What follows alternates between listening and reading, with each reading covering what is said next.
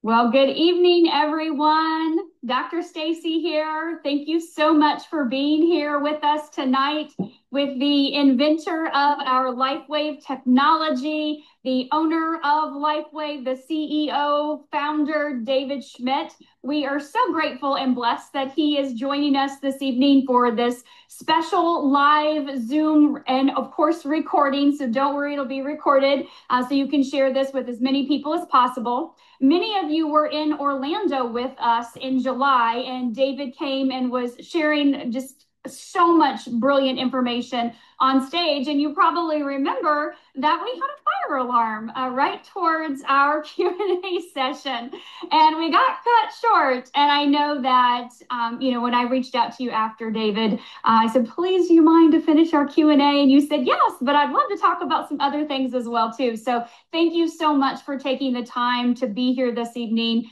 and pouring into our community. Oh, absolutely, Dr. Stacy. Thanks for having me and really looking forward to this. And of course, now we get the benefit of doing this after the trip to Denmark. So we have a lot to talk about. And of course, we have conference coming up. So there's a lot going on. Absolutely, absolutely. So I do definitely want to get to conference and I want to get to Denmark. But let's just take us back a little bit, if you don't mind. We were actually in a deep discussion talking about X39. And of course, a lot's happened since then, so I'm going to jog your memory. I was asking you a question in regards to people's concerns with the X39. We know we're elevating GHK. And of course, we know what happens after that and the process in the body. And people were kind of concerned if there could be, some cells that go rogue or what could happen in the process of that. And we were having that discussion about, the power of GHK and your 10 years of research that ended up with, over 70 patents, your 10 years in research in stem cells. And so could we kind of talk just a little bit about that, just for the people, because that is a very concerning thing right now, especially the last 5 years with people's health. These, the body is just, there's a lot going on. Sure. Yeah, I think it is a great subject to talk about because actually this helps someone to structure a program for natural treatments of different types of health disorders. And I think it's a good time to say I'm not a medical doctor. I'm not any type of doctor. I'm a researcher, inventor, and we're not making any type of medical claims or providing any type of medical advice. But what I mean by this is that when we understand the root cause of disease, and let's use cancer as an example, then we can structure a therapy program that's actually going to be efficacious and not harmful to the body. So if we look at references, for example, from Stanford University School of Medicine, what we'll see is that today, an accepted definition for the origin of cancer has to do with the mutation of stem cells. And this occurs as a result of introduction of a carcinogen into the human body. So this can take many different forms. This could be radiation. This could be some type of synthetic material like a pesticide, or it could be a heavy metal, could be tobacco, pick kind of your poison here. But it's some type of poison that mutates the stem cell, and then this turns the natural stem cell into a cancer cell. So knowing this, then it should become obvious that one of the things that someone with cancer would want to do is detoxify the body and get rid of this chemical.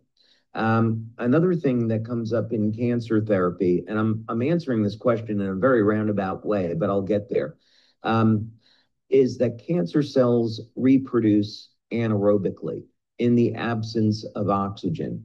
So this is why oxygen therapies have been around for decades and why many of the regulatory bodies and pharmaceutical companies don't like oxygen therapies because they're very inexpensive and also they're very effective. So when we're talking about oxygen therapies, ozone therapy, where you remove blood from the body, about 200 milliliters, inject it with medical grade ozone gas. This forms ozonide compounds and gets injected back into the blood. And this is highly toxic to cancer cells, but it does not affect any living tissue. And this is important because ozone and peroxide are produced by the immune system to kill viruses, bacteria, cancer cells. So this all said, when we look at naturally occurring compounds in the human body, such as GHKCU, carnosine, glutathione, the question is going to be, if we elevate these peptides, will it have any adverse effect? Could it cause cancer, or could it cause cancer cells to grow? The evidence is certainly that this does not occur. Copper peptide is known to support the health and function of the immune system. Levels of copper peptide increase or decrease with age. They're elevated when people are in their youth, in their 20s. So what this would mean is that if copper peptide was toxic and increased risk of cancer, we would see people in their teens and 20s getting cancer from elevated levels of copper peptide, but it doesn't happen. It's very similar when we talk about something like testosterone.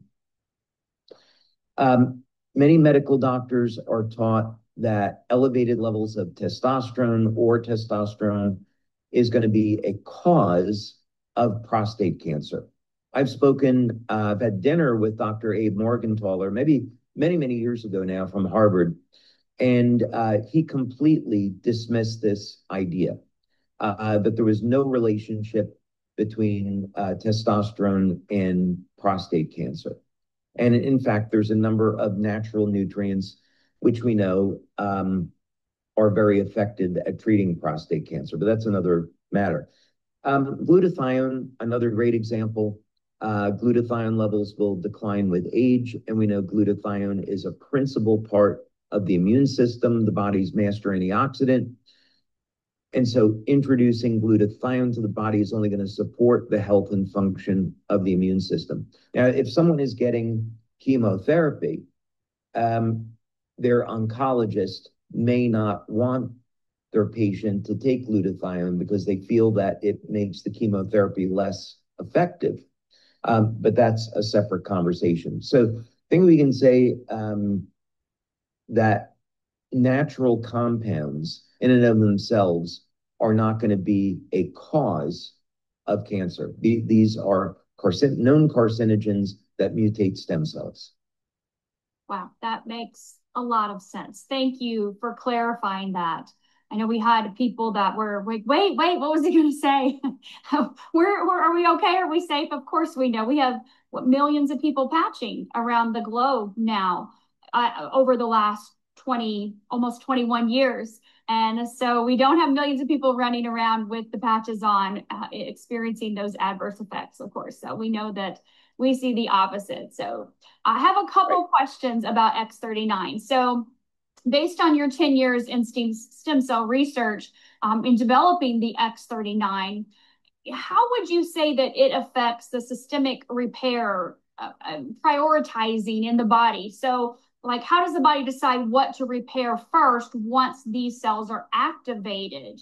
Is there a set sequence? That is an extremely interesting question. So first, we want to look at the fundamental control mechanisms within the human body, and that's ultimately going to be light. So Becker was the one, I think was probably the first one to say that it's going to be the electrical or energetic fields of the body that are going to control the biochemistry. So when we're looking at how to structure a plan that's going to work for us, that's going to include, of course, diet, exercise, proper rest, hydration. We want to take care of the biochemistry with proper nutrition and supplementation. We have to get enough protein if we want to build muscle. We want to make hormones, repair tissue, have enough protein for collagen so we have healthy skin. We need those building blocks, but it is the energetic system in the body. It's going to be the nervous system, the electromagnetic pulses, the biophotons that are going to act as signaling mechanisms in the body. This initiates and directs how the biochemistry is going to do what it does. So both of them have to work in harmony. So the LifeWave patches, of course, are going to stimulate the skin with light and act as a communication channel to elevate copper peptide. So that's the fundamental mechanism. From there, we know that one of the things that copper peptide will do is activate the P63 gene, and this will cause mobilization of stem cells. There's also some very interesting research that looks at copper peptide as a Yamanaka factor. And this is interesting because what it means is that if we take the stem cells that are located in the skin and we apply a Yamanaka factor, or we apply copper peptide, it will revert the skin stem cell, which is a differentiated stem cell, back into a pluripotent stem cell.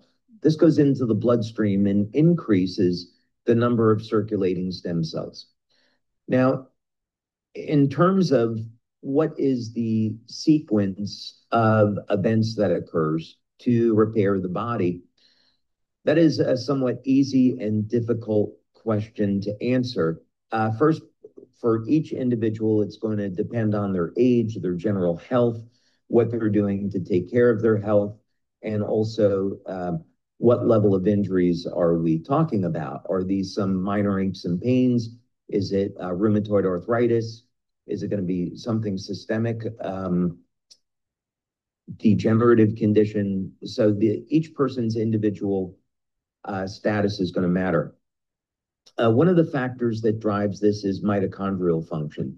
So the better that we support the health and the vitality of our mitochondria, the more energy that we have to drive protein synthesis, and protein synthesis is ultimately going to be driving repair. When we talk about the injury itself, if we walk through the steps of how an injury actually occurs, let's say someone slams their knee against a wall. My wife, Christina, and I, we were talking about this today. She will concede that I have excellent strength and stamina and poor balance. And she's the queen of balance. She can stand on one leg forever. But I've got her on strength and cardio. So we try to complement one another. So let's say I was walking along and I slammed my knee into a wall. Well, that injury is first going to create some oxidative stress. And the oxidative stress we normally think of it as a bad thing, but it's a good thing because it's going to suppress the formation of bacteria. It helps to prevent an infection. The oxidative stress then acts as signaling molecules to bring in inflammatory cytokines. The inflammatory cytokines, again, which we tend to think of as a bad thing, that is going to break down the damaged tissue and make way for repair. The inflammatory cytokines are now signaling molecules for stem cells. In an acute injury, the stem cells come in, the antioxidant system of the body will help to manage the cytokines, and the stem cells repair the injury. In a person that has a chronic injury and they have these elevated cytokines and they're in pain, they're achy, the stem cells are still attracted to the cytokines, but the stem cell colonies die off because the antioxidant system of the body can't manage the cytokines, so the injury does not heal. So what this tells us is that when we use a product like X39, we want to have a healthy diet rich in antioxidants. We want to supplement with antioxidants. We can also use LifeWave patches. We can apply a patch right to the injury site, but we want to get the inflammation under control So now the stem cells can heal the body. Sometimes it's very simple. Sometimes it would be people including extra virgin organic olive oil in their diet, which is a wonderful natural anti-inflammatory, which has amazing longevity effects, as well as other benefits. Curcumin, those natural herbs, using Celergize, which has cyantox, N-acetylcysteine, beta-alanine, including a nice spectrum of different antioxidants that will act as anti-inflammatories, manage that, and now the stem cells can do their job. And what about adding the Eon patch? Would that be beneficial for the inflammation? Well, that's my favorite combo. That would be my favorite combo, X39 back of the neck and the Eon patch or the glutathione patch at the site of injury. We can also look at, in the case of, I'll just mention this because it's so common, many times people have a problem with their joints where it's a degenerative condition and they don't have enough cartilage. And many years ago, I'd spoken with Dr. Bernd Friedlander about this, and he had been doing some interesting research, which was completely contrary to the state of the art at the time. So orthopedic surgeons are taught that once you lose your cartilage, there's nothing you can do and you need a knee replacement. And that's not completely true. Orthopedic surgeons aren't lying to us. It's just that they weren't taught any better. And I think clinical research hadn't really caught up. But as a practical matter, what's been found is that both vitamin C and glutathione act as triggers for regenerating cartilage. So the same rules apply. With the patches, people could apply X39 behind the neck. They could, let's say in the case of a knee, they could put the glutathione patch on the outside of the knee, the Eon patch on the inside of the knee, parallel. This is going to help to manage inflammation and create a trigger for regrowing cartilage. Now, this is to say that it would be wise for a person to supplement with collagen, make sure they're getting adequate protein so they can build the cartilage. And I'd also recommend vitamin C, 1,000 or 2,000 milligrams a day. But this is just to say that the body has these amazing ways to heal and repair if we can get the inflammation under control and we have the right signaling mechanisms. Perfect. That makes perfect sense. So let's shift gear just a little bit. You drank a glass of water. So let's talk a little bit about the X2O, which of course you have already pre-launched that machine last month. We know senior presidentials, executives, and now our senior directors are actually receiving their emails. So we have hundreds and hundreds of people around the United States that are receiving their machines and are so excited. And of course, we have an FAQ. And so we're not going to go over the FAQ. That is in the chat. And my co-hosts are going to drop that in the chat again. If you didn't see the FAQ, it's 11 pages, very thorough, lots of great information. But we do have some questions just in regards to a couple of things with the machine. So first off, you did mention in the FAQ the types of water to put into the machine.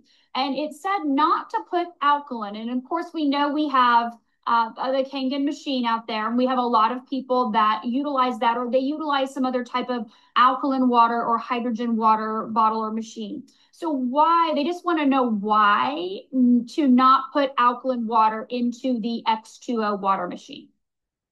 And the answer is actually really simple. We haven't tested alkaline water with our filter system. If we were to bypass the filters and then put them into the light processing chambers, we could run that test and it's probably compatible. I wouldn't see that there would really be an issue with it. But we're not certain that alkaline water would be okay for the filtration system. We have two separate filters, as you know, in those machines. So we'd rather go the conservative route and just recommend don't use them because we don't know if it would cause any harm. Perfect. Thank you. Okay, one other kind of logistics. So we have been or heard, I guess I wouldn't say told, but been heard that unadulterated water is structured as H3O2 and not H2O like we've been taught? This is a question from someone in our field.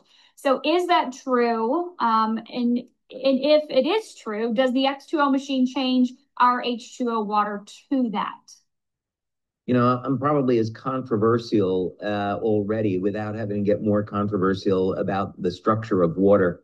Uh, what X2O is designed to do, which I think is controversial and not accepted scientifically, but the fact of the matter is that we have demonstrable effects. We can measure changes, physical changes in the properties of the water. We have Dr. Glenn Ryan, who we've been working with the past year, who's a brilliant scientist, recognized globally, doing in vitro work for us, who just gave me some fascinating results from some of his studies today that maybe I'll mention if you get me in the mood for it before we end the call. But I mean, one thing that we see is that the light system that we're using is in fact changing the conductivity of the water over time. So this method is absolutely having an effect on the physical properties of the water. We have 7 clinical studies called these, they're both pilot and double-blind studies on having individuals, we're now maybe at 300 people, have taken X2O in a clinical environment where we've done a variety of blood tests, urine tests, whole battery of different bioelectrical tests, EEG, thermography, heart rate variability, BioWell, biopulsar, looking at how the human body responds immediately within 10, 15 seconds of drinking X2O. Whereas, of course, with a regular glass of distilled or spring water, that doesn't happen. So these effects are measurable. So with respect to the structure, what I would say is when I first started doing these experiments, I was utilizing a PEM fuel cell to convert water over into hydrogen and oxygen, and then reassemble the hydrogen and oxygen back into water in the presence of a catalyst using these very specific wavelengths of light arranged in a very specific geometry, with the purpose of creating resonant domains between the bonds of the hydrogen and oxygen, so photons of light could get trapped in these bonds, so that once we would drink the water, the light gets released into the body. So the thinking was that if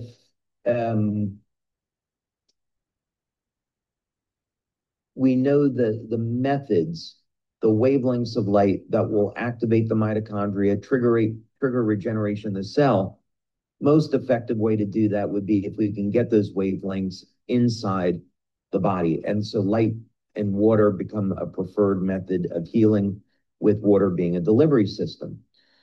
Regarding the actual structure, I think there's some pretty good literature and practical experience to say that you can take water and change its structure in a variety of different ways, which would lead me to believe that it is in fact H2O.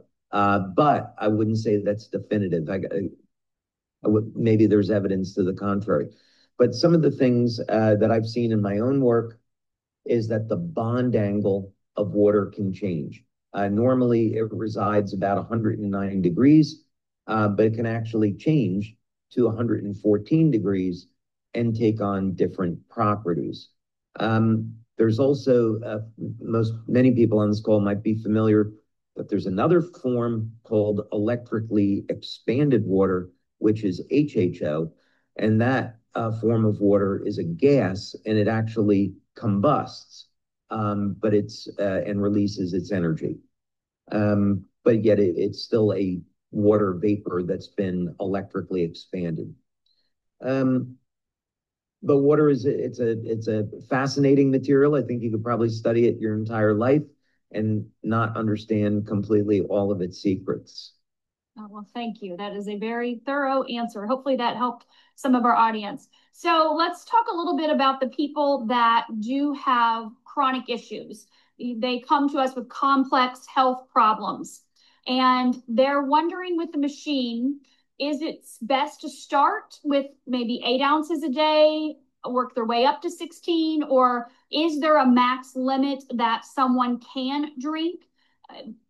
We know that it's best on an empty stomach, and I do want you to elaborate on that. Leave it plugged in, charge first thing in the morning. You know, we had discussed that, how powerful that water is. But for someone that's really ill, what's the best recommendation for them? Because a lot of us out here, we're getting our machines, and we know there's so many people in need. We want to do the right thing for them. Absolutely. So, first, we could say if someone is seriously ill, we could look at this the same way we would look at someone who has, let's say, for the last 10 or 20 years, not eaten properly, not exercised, maybe abused their body with pharmaceuticals, with alcohol, smoking, whatever the case might be. And you want to take that person and say, okay, we're going to put you on a program, and we don't want you to go out and run 10 miles your first day because you'll drop dead. Walk for 10 or 15 or 20 minutes, whatever you can tolerate reasonably. Let's get your diet in order. Let's get you off of alcohol and drink more water. Let's get your sleep in order, right? So we start to turn them around and change their life gradually over a period of time, especially in an area like exercise, because we don't want to elevate their cortisol, create undue stress, and then have them give up. The same would be true for someone. I don't want to make any medical claims, so I'll stay away from naming a specific disease.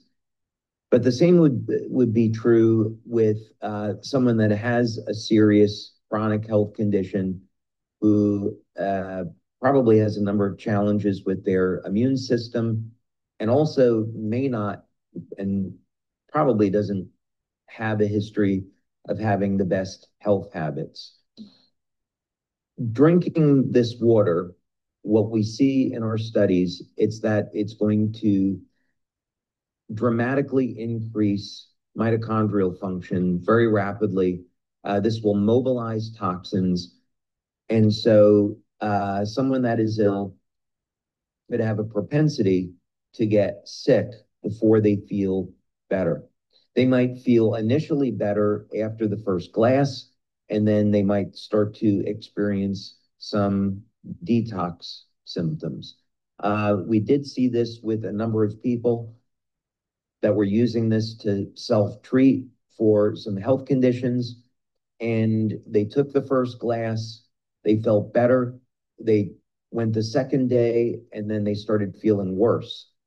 I told them to take 1 or 2 days off, which they did. They started to maybe drink half a glass per day and then work their way back up. And after, over the course of a week or two, they were drinking a glass a day and then went from there. So I would definitely recommend people be a little bit more on the conservative side if they're ill and they start with less. With many people, drinking the water after 3 o'clock in the afternoon can sometimes keep them awake till 11 o'clock, 12 o'clock at night. They may have a difficulty getting to sleep. For some people, that might be totally fine. But for others, not so good. So each individual situation is going to vary a little bit, but I would say start with 1 glass for the first month, see how you do, and then go from there. Okay. You don't have to drink 8 glasses of X2O per day to get an effect. Our studies are all based around just drinking a single glass per day. And do you plan on doing studies in the future where people are drinking more than 1 glass, maybe 32 ounces a day or 64 ounces a day? Or do you feel like 1 is going to be sufficient? That depends on a number of things. So if I was going to say, what's the ultimate goal here? It's to stop and reverse human aging. And so I'm looking at a number of different species and to understand exactly what's the underlying mechanism. And I think we know a lot today compared to, just even within the past few years. So the type of testing that we're getting ready to do on X2O, now that we have the machines and people can put them in their homes and drink the water each day, will be to look at gene expression, telomere testing, and mitochondrial function, along with some others like an organic acid test and inflammatory panel. But really the big ones that we want to understand is, does X2O over a period of time, and it would take, based on prior experience that we've done, prior studies, it's about a minimum of 6 months before you see changes in telomeres, going one direction or the other. And we would do the gene panels, the epigenetic testing at the same time.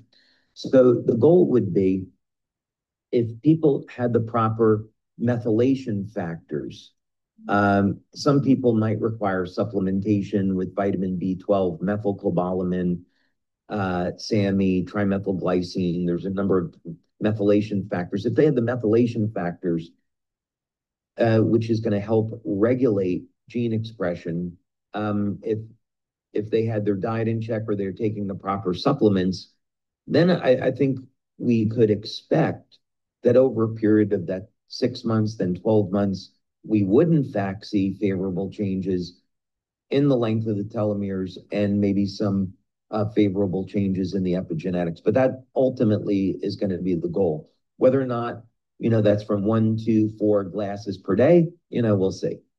Okay, fantastic. All right, last water question.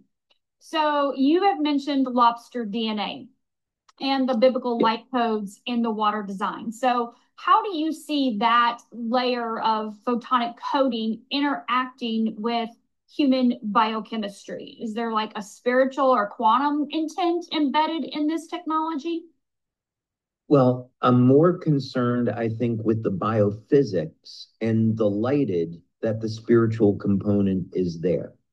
Meaning, I enjoy reading the Bible to be a better person, but what I wasn't expecting to find was a mathematical correlation between what I was seeing in lobsters and the numerical sequences in the book of Genesis. And since going down this road, I think I'll probably study this the rest of my life. I'm not going to get into it right this second, but in another section of the first 5 books of the Bible, I found a mathematical sequence that I interpret as a formula for an entirely new source of energy. So the Bible is much, much more than what it seems. It's a book that I think defies time and space. And I certainly believe it's evidence that there is a true living God, and the Bible is the inspired word of God. So when we look at the biophoton emissions in lobster, we see some underlying mechanisms here that certainly are relevant and applied directly to human beings. So what I mean by that is the wavelength of 630 nanometers, which is found in lobsters, is a very well-known wavelength in human beings for turning on the mitochondria. 630, 660, 850. We know that these upregulate mitochondrial function. In our work, we use the exact data set in lobsters. And instead of trying to transpose these and figure out, well, what would it be with human beings? I thought, okay, let's see if this is going to in fact have effects on human beings, the same wavelengths. And we found that we didn't have to change it in any way, that it worked just exactly that way. I think another insight that was really important, which in retrospect seems pretty obvious, is that lobster blood is based on copper, not iron. Much like for our Star Trek fans online, Vulcan's blood is based on copper, not iron. But this is just to say that in human beings, it's inverted. And we see iron in the blood and copper in the skin. And I filed a patent on this more than 20 years ago now on how you could take advantage of the energy field that's produced as a result of this. In other words, in physics, this is a combination of the Thomson and Seebeck effect, or the Peltier effect in some sense.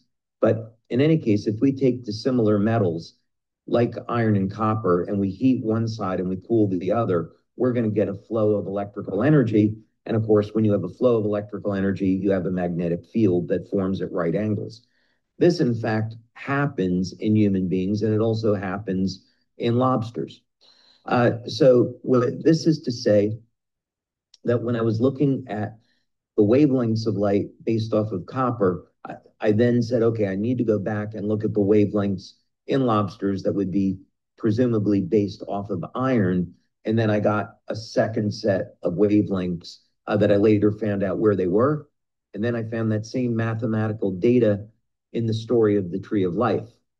So it all came back to the Bible. So literally, the book of Genesis is an instruction manual for how human beings were originally immortal and how some species today still have that. And we may be able to find a path back to biological immortality, which I don't think, by the way, is really the point. I don't think necessarily the goal is to live to be 1,000, as some of the ages in the Bible. I think it's more of if we could have a life where we don't age, and if our lifespan is 100 or 150 or 200, and we never age, and we can be productive and have an amazing, enjoyable life and not have to worry about being sick, I think that's tremendous. That's for me. Sign me up for that goal as well. Sign me up. Absolutely. I'm in the right place at the right time with the right man, that's for sure. The right God that's downloading all of this information to you. So grateful for this. So, David, let's shift gears a little bit. I know I want to talk about the Thunderstrike drone facility that I just attended the ribbon cutting for a couple weeks ago. And I would love for you to share, because I know it was so hard to go 4 hours without our phones to take any pictures or videos. Every few seconds, I'm going, oh, I want to take a picture of this. Oh, I need to record that. And we were like sitting on our hands because we had no phones. So I know people have not seen this or heard much about it. So what was the core strategic intent behind establishing the Thunderstrike facility in Denmark? And how does this drone technology align with LifeWave's mission of cellular health and longevity? Yeah, so this has been one of these projects where I think you would say you never know in life when God is working in your life and you have things happening, what sometimes seems as something very innocent can turn into something completely else, and incredibly great things can happen. In this particular case with Thunderstrike, my son Matt had been going off in the wrong direction in life. He was heading down a path that really wasn't leading anywhere. So I was in dialogue with his mom, and I had tried for a couple of years to get him to come and work with me.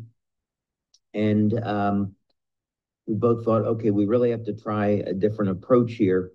And I thought, well, when Matt and I have spent, when I've spent his birthday with him, usually involves something flying. He jumps out of a plane, he takes a paraglider, something like that. So I called him and I said, hey, why don't you come to work with me and you and I will work on an aircraft together, something flying. And he's like, well, what do you want to do? And I said, I don't know, but come down, we'll figure it out. And he said, okay.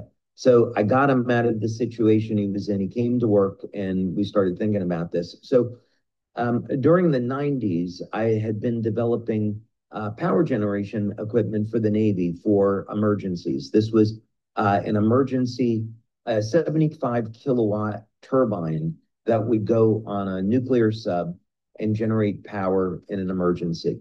So I went back and I thought about that and said, okay, maybe what we do with this aircraft project is we start with power generation. Maybe we could invent and develop something new for aircraft that would be clean power, clean, abundant power. And that could be something very fun and practical. So as we got to work with it and started to work on the project, it became very evident that there was an enormous opportunity. And one of the other things that was coinciding with this is with LifeWave, we had been donating money for 20 years to the Red Cross, Convoy of Hope, other organizations. And it always took a long time for the money to get to the people that were in need. And that was always very frustrating. So I thought, if we had our own drones that could deliver the patches and medical supplies and provide intelligence to people that were victims of natural disasters, that would be an amazing thing. So maybe that's a business opportunity for these drones. And then, of course, I married an amazing woman who's Danish in Denmark. And I wanted to spend more time in Denmark. So I went to the Danish government and they said, if you want to spend more time in Denmark, you've got three options. The first two was learn Danish, which is like impossible. And the third was to start a company. So I thought, great, I'll start a drone company. So little did I know at the time, and again, this is, where you have God intervening. What I found was that the largest drone testing center in Europe was in Denmark. And so I had a meeting with the airport. They welcomed me. The Danish government was amazing, and they helped to facilitate all of this. So it became very clear that we should be building this facility out in Denmark. And what's extraordinary is we've captured because of the technology, it's many, many times more efficient than a car engine. And you've seen this now, so we can talk about that in a minute. The exhaust is cleaner than the surrounding air, and yet it's running on petroleum. We've totally captured the imagination and interest of the Danish government. We had countless dignitaries from the Danish government at that event. So it was really extraordinary. It was absolutely mind-blowing event. Honestly, it was just very surreal to be there and to experience and to see everything you and your son have put together over the last 4 years. I remember standing on stage with the first drone, getting our picture taken at conference, and it was just like, what are we going to do with these things? So can you just share a little bit about your plans with the drones, so everyone kind of has an idea of your humanitarian component with that? Yeah, absolutely. So the facility that we're talking about, this is, it's actually the largest drone manufacturing facility in all of Europe at this point. It's 58,000 square feet. And our drones have a 15-foot wingspan. They'll carry about 90 pounds worth of payload. And the payload is going to be various cameras, infrared imaging, synthetic aperture radar. So for search and rescue, so let's say we were to launch one out of Orlando. Thankfully, we didn't have a hurricane, a week or two ago. But you certainly know what the problems with these. But let's say, we have a hurricane come through Florida, there's a problem. We could launch one of these drones out of Orlando in conjunction with a group like the Red Cross or the US government. The synthetic aperture radar can look under buildings. And so if someone's been trapped If a building's been flattened from a hurricane, they can detect if there's anybody under those buildings. The infrared imaging, of course, can spot people if it's at night, and the video is self-explanatory. But these drones will stay in the air more than 40 hours. And it does that with the exhaust being completely clean. Part of our demonstration was to show that in an engine of this size, the CO2 emissions on a regular engine are 78,000 parts per million, and ours were 1,200 parts per million, which was about the same as the ambient air. So that's a nice little trick we figured out how to pull off. So the plan is over the next year, we're going to be setting up, now that the building is done, we're going to be setting up the manufacturing facility. We're going to be going through what's called our SORA testing in Europe to get certified so we can fly these aircraft and then use these for various missions. But the goal is to use these for humanitarian purposes. We've been speaking with a number of governments in Scandinavia that are interested in looking at this for things like monitoring oil pipelines, oil platforms, protecting the infrastructure of countries, in addition to search and rescue. So we're really excited what this is going to mean. And so this is going to say that in the future, there'll be drones with these huge drones with LifeWave on them that are going to help people in need and deliver our patches. So really excited about that. It's exciting. I'm looking forward to that day. And I can't wait to start to see them in production, of course. So let's... No, we didn't talk about the best part, though. What's the best part? The best part? Dr. Stacy and her husband got to meet a prince. So this is one of the best moments of my life. I had previously given a presentation to Prince Joachim of Denmark because he is a race car driver as a hobby, and he loves everything with engines. So he came out in January of this year and wanted to see our engine technology. I was very grateful, so happy to accommodate him. He was totally blown away. Based on that, I also got to go to Paris. My wife, Christina, and I got to go to Paris and meet King Frederick as part of his state visit. And I was able to make a presentation to King Frederick.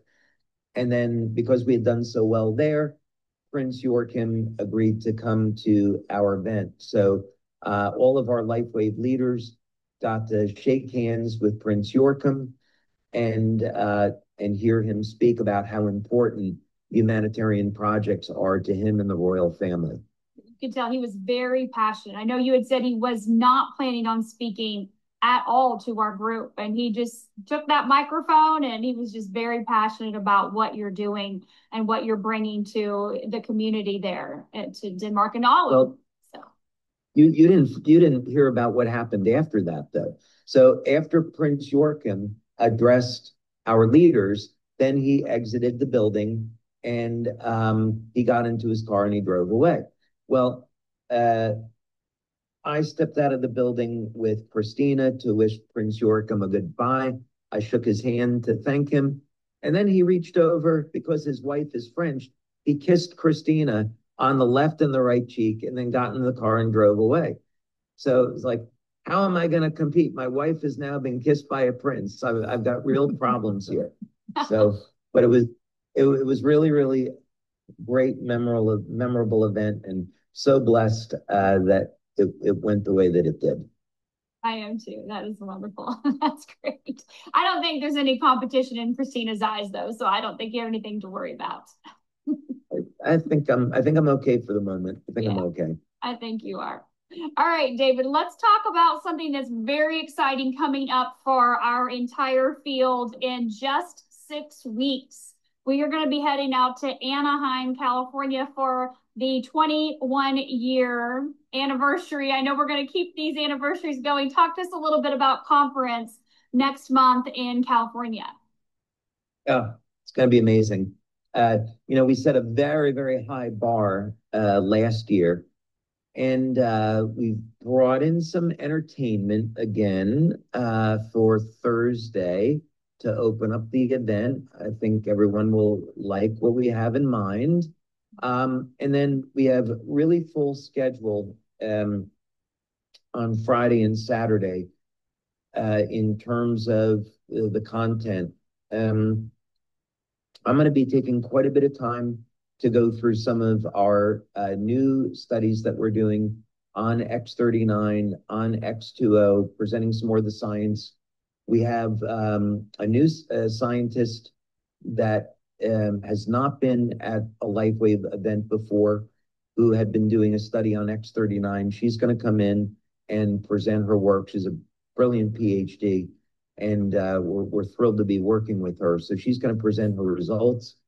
We have some amazing guest speakers. I've decided I do want to share what's coming down the road in a future technology release at LifeWave. So I'll be doing that. We've got some incredible recognition that's coming, some business training, and we have a secret project that we've been working on for business building that's going to surprise everyone. But basically, we're doing a number of things to make LifeWave a household name. And we have a very, very interesting way of building our business with social media that hasn't been done in the network marketing industry before, not this way. And we're going to be showing that off, and it's going to be great. Of course, on Friday night, our leaders are going to be walking down the red carpet. Our brand partners are going to get to see our documentary on X2O. Mickey Willis has done an amazing job on that. And of course, then we'll have an after party. And then Saturday, of course, that day is very, very full with business, mostly with business building. And then we get to Saturday night and we celebrate with Sir Elton John. So it's a very, very full event, packed event. And do we have any tickets left for that still, if any brand partners interested in joining us? You know, that's a good question. I had an events meeting this past week, but I didn't get a new head count on that. There may still be some tickets left. I'm not entirely sure. Okay, so we'll have to check that out for sure. We are looking forward to that event. I know I have been to 4 conferences, and every one, it just gets better and better and better. And my mind is even more blown. So I cannot wait to see everything that you have to share with us at conference next month. That's going to be so exciting. Yeah, we have a number of things that we've held back that are going to be really, really fun surprises. I did, in fact, create from our lab. We built in our lab 2 gifts for recognition, and that we're going to be sharing this year. You just have to see what it is. But this has become a thing that we like to do. We like to create these gifts that you can't get anyplace else. And we're going to be doing that again this year. That makes it so special. I have a couple of those here. They're very, very sacred pieces in my collection here. So grateful for that. So David, let's just kind of, in wrapping it up here, what role do you see LifeWave playing in the next 10 years as a health tech company? Is it a platform for energy medicine, decentralized regenerative health movement? What's your broader vision for the next 10 years? Someone that's maybe new to LifeWave going, where is this company going? What do we have planned? Are we, obviously we're patches. We've been patches for 20 years. We have our Celergize, our water machine, of course, the humanitarian with the drone. So where do you see us going? Yeah, we've had a winning formula for the past 20 years that we want to continue to perpetuate, which is basically innovate, develop, patent, manufacture these new technologies that have extraordinary value that you can't get anyplace else, and get those out to market so people can benefit from them, and then give our brand partners an opportunity where they know there's no competition. So we want to continue to repeat this cycle. In terms of applications, Absolutely, the goal is to continue to develop products based on light therapy technology where we can stop and reverse human aging. That is absolutely the goal. We see this with X39, we see it with X20. We're getting all the indications that this is possible, so we want to keep driving towards that. And that is a worthy goal because it has a number of ancillary effects that I think are great for the planet. That's a separate story. We won't go down that road. The other side to this is I want to make LifeWave a generational company. So I think about my own family. I think about the leaders that I have friendly relationships with, and we wouldn't be successful today without the leadership in the company. And so I think about what would be something that I could do to give back to our community as a way of saying thank you for this amazing life. And to me, it's about how can we sustain and perpetuate the business so that we know we're going to have something 10, 20, 30 years from now. So part of what it is that we're doing with the drone is all based around power generation. And it kind of all comes back to that. So you've seen this technology for yourself, and you know that it's basically doing things that are impossible. So the goal would be to take that technology, take it out to market, and that will be within a period of about 5 years or so. And this will mean that we'll have an entirely new business opportunity where people can connect this generator to their home, get rid of their electric bill, power their electric vehicle, and generate enough surplus electricity to sell it back to the grid and earn money. And we think that, Meredith and I think that when we roll that out, LifeWave will double in size that year that we roll out if we can keep up with the demand. So that is what we're planning over the next 5 to 10 years, is to come out with new technology that that we develop ourselves, we patent, we manufacture, exclusive to LifeWave, and continue to turn LifeWave into a generational company. That's the plan. So with that last word of generational company, there has obviously been a lot happen in the industry this year of multi-level marketing. And I know you and I talked about this, something we wanted to address the audience in Orlando in regards to our company structure that you started with over 20 years ago in the multi-level marketing industry. And with so many upsets this year, how do you see LifeWave in the future as a multi-generational company? Yeah, I look today very much at the relationship between the company and the brand partners as being a marriage, and that it's something sacred, and that it's inconceivable to me that I would look at this great life that I have and all of this success, and it's been built with this partnership, and then to leave the channel is, to me, it's a highly unethical thing to do. Also, it's a little bit like, from a business perspective, we're the fastest growing company in the world in the industry, and we're in the top 25 largest companies in the world. So network marketing is what got us here. So why would we ever change? I also think that network marketing is going to be one of the biggest business models in the world because of AI, both from a positive and negative perspective. What I mean by that is I have a good friend. I've been friends with him for over 40 years. He was my roommate in college. And he and 6,000 other people got laid off from IBM because of AI. So this is a trend that society is taking now. The more sophisticated that AI is getting, we can expect companies to implement this and reduce their workforce to cut costs. Public companies, for sure, will do this where they can. Robotics will make it even worse.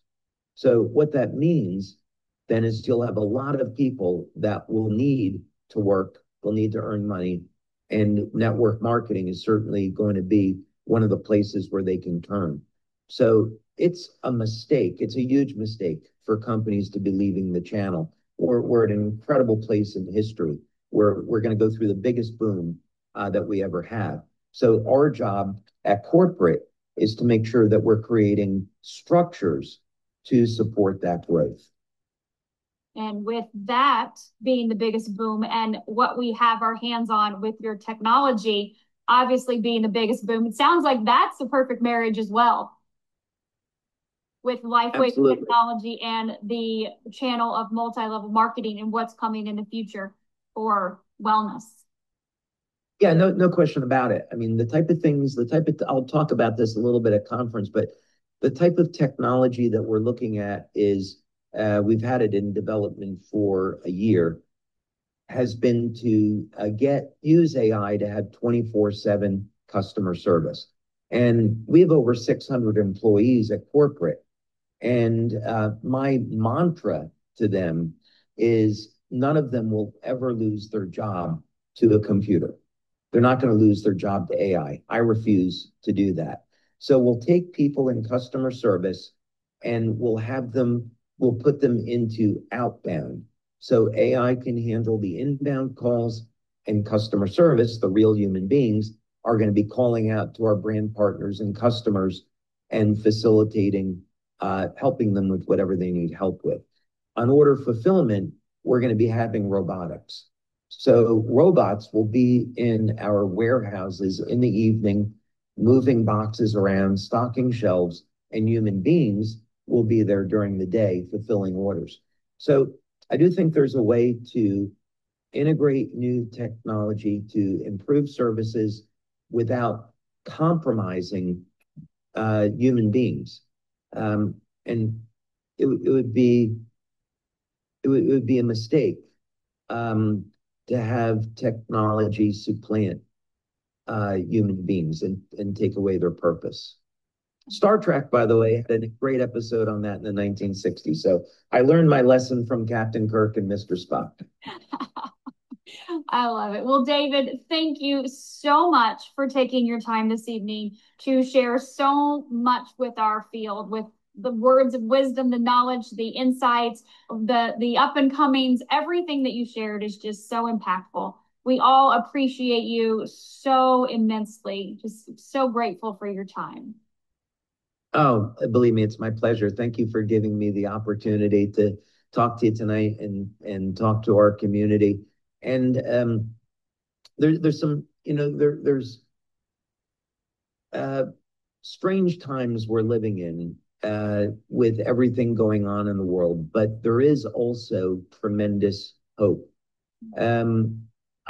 Last week, I addressed the Danish government. I was invited by the Danish government to be a keynote speaker at a conference that was going on in Copenhagen. And what I urged, there were 10,000 people that were in attendance at this conference. And what I urged them to really be thinking about was focusing on peace and how can we be leveraging technology. There's a lot of tension in Europe because of the war with Ukraine.